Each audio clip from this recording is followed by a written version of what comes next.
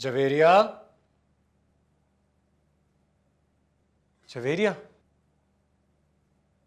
मैं वापस आ गया हूं जवेरिया। सब कुछ छोड़कर, सब फरामोश करके, माजी को माजी में दफन करके सिर्फ तुम्हारे लिए।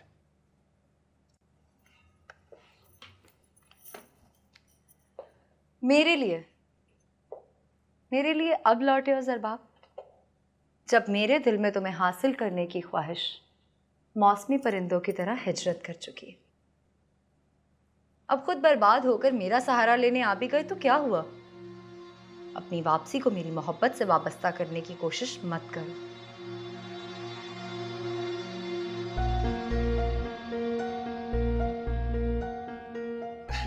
क्या मतलब है? मैं कुछ समझा नहीं। तुम्ही ने तो मुझे बुलाया था, बार बार बुलाया था, मुझे अपनी तरफ खींचती रही, आवाजें देती रही, और अब कैसी बहकी बहकी बातें कर रही हो तुम? नहीं ज़रबाब, मैं आज जो कुछ भी बोल रही हूँ पूरे होशो हवास में बोल रही हूँ।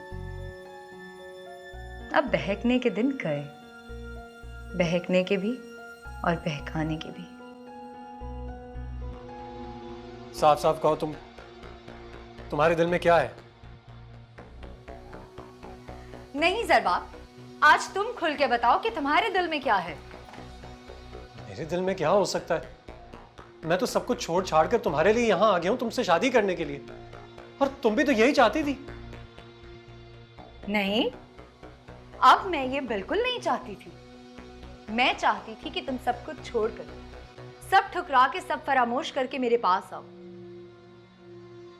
और तब मैं तुम्हें ठुकरा दूं। जवेरिया! अब चीखने चिल्लाने या गिड़गिड़ाने से कुछ हासिल होने वाला नहीं है ज़रबाब। याद है मैं भी कितना चिल्लाई थी तुम्हारे सामने, कितनी मिन्नत समाजत की थी, मोहब्बत और वफा के वास्ते दिए थे तुम्हें याद है ना? तुमने क्या जवाब दिया था? कभी माजरतों के किस्से तो कभी वजाहतों के हिस्से, कभी अपनी माँ के सामने सर ना उठाने की मजबूरियत तो कभी बीवी और बच्चे को ना छोड़ सकने की वजाहतें। याद है ना तुम्हें? मैं कुछ नहीं भूल पाई हूँ, ना अपनी तस्दील, ना अपना ठुकराया जाना, और ना ही तुम्हारी बेवफाई। कभी कुछ नहीं भूल पाई हूँ मैं। अच्छा, अब समझा। और उसी दिन तुमने तय कर लिया था कि इन तमाम बातों का बदला तुम मुझसे एक दिन लोगी। दिन रात मेरे पीछे पड़ गई थी, एक साए की तरह, एक ऐसे साए की तरह जो काली स्याह रात में भी पीछा ना छोड़े। हाँ, ये सच है, और आज मैंने अपना इंतकाम ले लिया। अब तुम जा सकते हो यहाँ से। यार, तुमने मुझे तबाह कर दिया है, बर्बाद कर दिया है मुझे।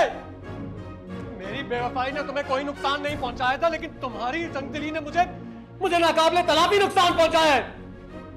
तुमने ना मुझे अपना होने दिया और ना ही हिल्मा का। ये औरत की संगदिली और सफाकी की इंतहा है।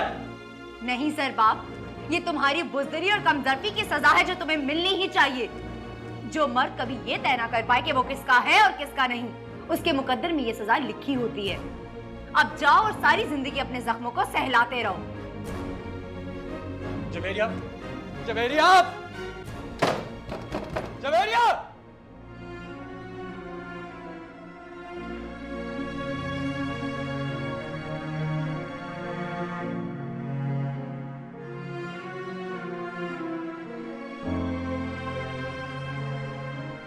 इल्जामात की सख्ती और दुख के गहरे बोझ को उसका नाजुक दिमाग कबूल नहीं कर पाया। बहुत गहरे शौक में चली गई है। डॉक्टर्स कह रहे हैं कि कोमा की एक किस्म है। कोमा?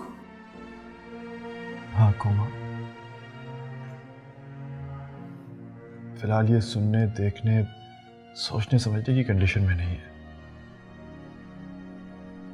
इसका दिल धड़क रहा है, सांसें चल रही हैं, लेकिन जिंदगी से बस इसका यही रिश्ता बरकरार है। रमेश भाई, मेरी अपिया लौट आएंगी जिंदगी की तरफ। उन्हें कुछ नहीं होगा, वो इतनी कमजोर नहीं है। नहीं है तुम्हारी अपिया कमजोर, तुम्हारी अपिया तो बहुत बहादुर है। लेकिन इस बार जो दुख मिला है ना नेहा,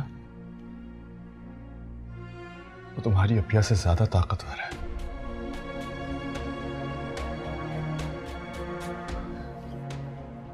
पता नहीं कौन हारता है और जीत किसकी होती।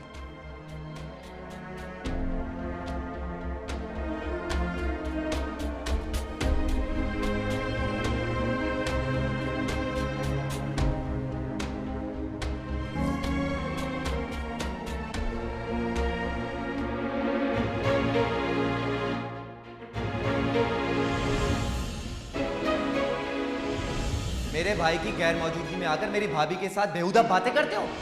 बस बंद करो। आपको अपने सगे भाई पर एतबार नहीं है ना? कल अपना सर पकड़कर खुद रोइएगा। मेरा क्या जाता है?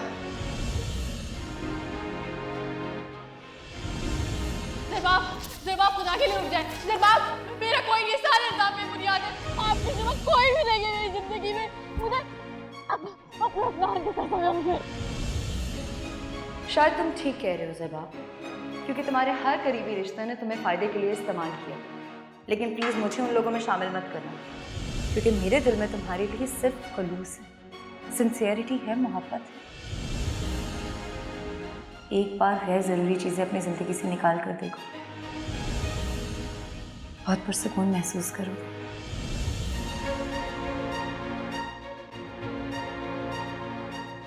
मैं चाहती थी कि तुम सब कुछ छोड़कर, सब ठुकरा के, सब फरामोश करके मेरे पास आओ,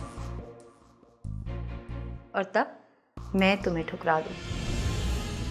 मुझे किसी की भी जरूरत नहीं, किसी की भी नहीं, ना बेवफा बीवी की, ना शातिर कमीनी महबूबा की। चले जाओ, सब चले जाओ, तन्हा छोड़ दो मुझे।